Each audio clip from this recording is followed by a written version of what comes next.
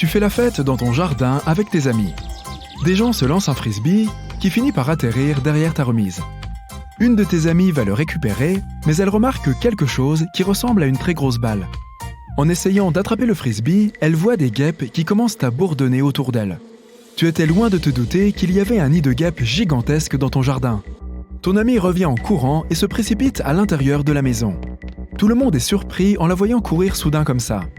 Puis l'essaim de guêpes se répand dans le jardin.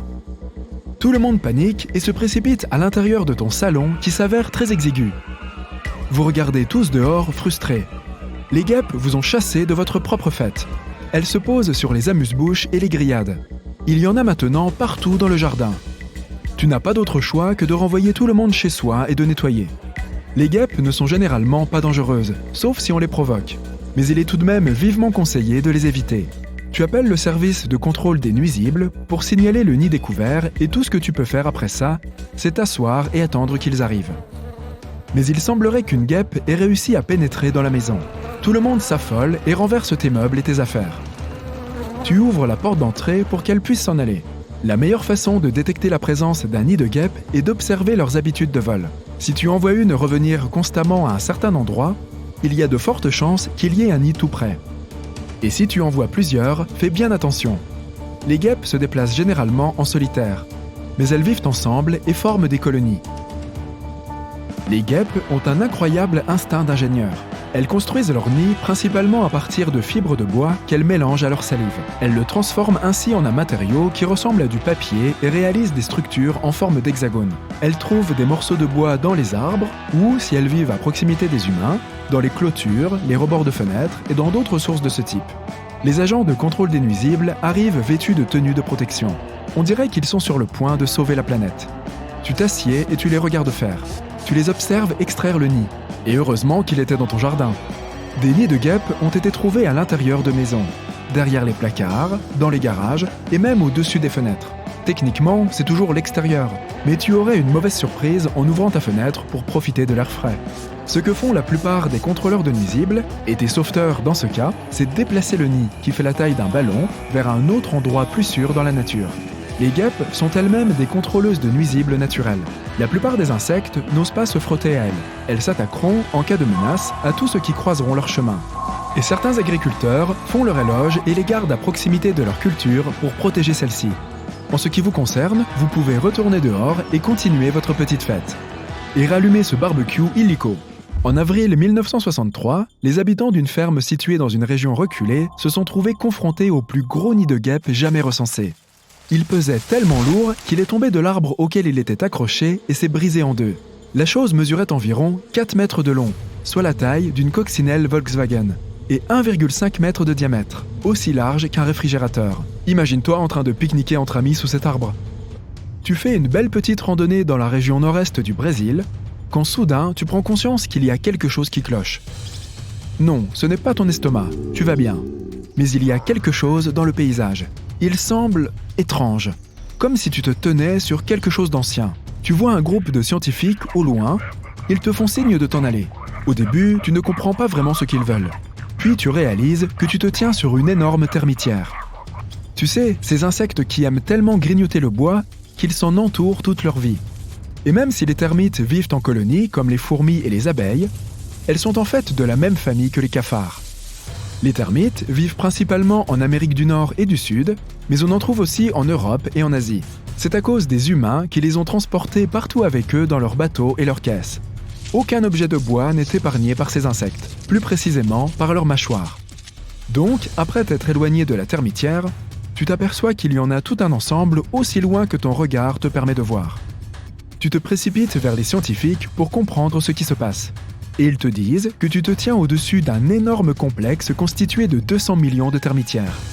Même si un grand nombre de ces nids mesurent environ 3 mètres de haut, ils finissent par former tous ensemble un paysage impressionnant. D'après les scientifiques, le complexe pourrait avoir près de 4000 ans et il est visible depuis l'espace grâce aux satellites.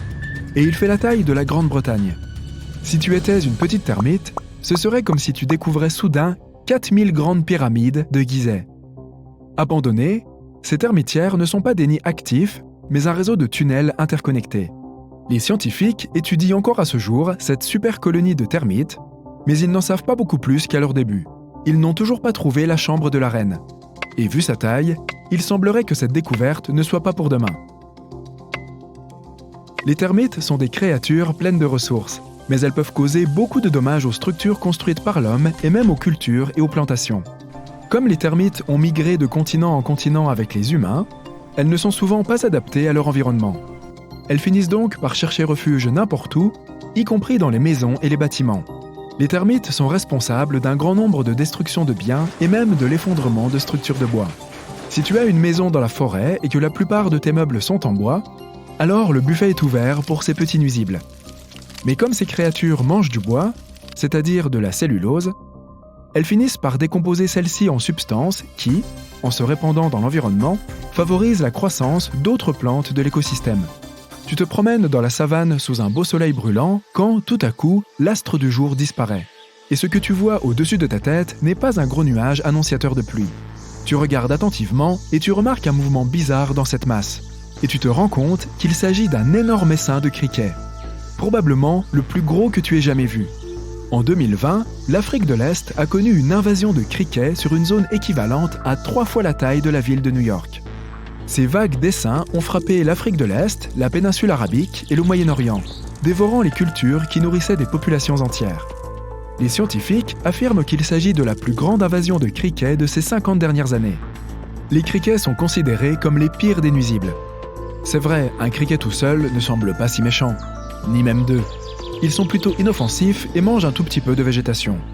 Mais quand environ 80 millions de ces insectes se réunissent en un endroit, eh bien, ce n'est pas une bonne nouvelle. Avec de tels chiffres, il n'est pas étonnant que le monde entier prête une attention particulière à ces créatures quand elles décident de passer à l'attaque. Il a fallu d'immenses efforts pour contrôler l'invasion. Mais dans de nombreux cas, le sauvetage a été effectué trop tardivement. Du coup, quand tu vois cet énorme essaim se diriger vers toi, tu vas vite chercher un abri. Mais ces créatures peuvent passer à travers n'importe quoi. Tu trouves une petite cabane où te cacher, mais dès qu'elles arrivent, c'est comme si un ouragan frappait soudain. La catastrophe est enfin passée. Tu regardes dehors et tu vois que tout ce qui t'entoure est renversé et rongé. Les cultures ont complètement disparu. Le soleil réapparaît enfin, mais l'essaim n'a pas terminé son œuvre de dévastation.